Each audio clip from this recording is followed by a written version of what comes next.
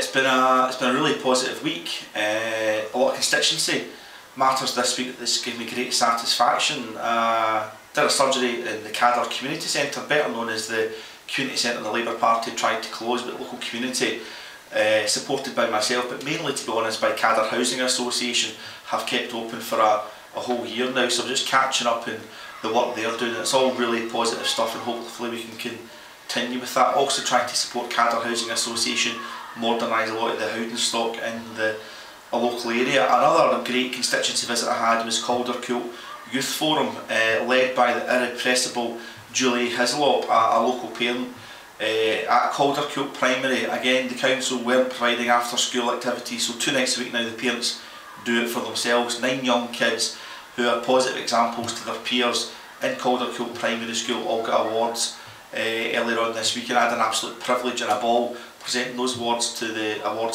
the young people.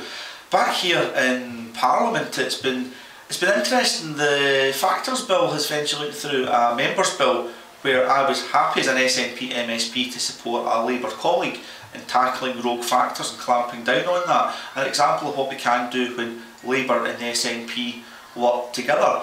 Unfortunately though, it wasn't all positive, because whilst we did get a statement from the Scottish Parliament saying that fuel prices have to stop, the fuel duty increase must not happen, and there's been a fuel duty escalator, which means as the prices go up, the tax is cut. In other words, ordinary hard-working families aren't penalised at the petrol pump for inflated oil prices. Labour refused to support that. So they had a huge opportunity to do partnership working, but when it came to the crunch, they just couldn't do it. But let's stay positive. There'll be another debate another day, and we'll try our best to take Scotland forward. But this week it's mainly been fantastic work across Maryhill, Springburn in the constituency as part of my responsibilities currently as a list MSP.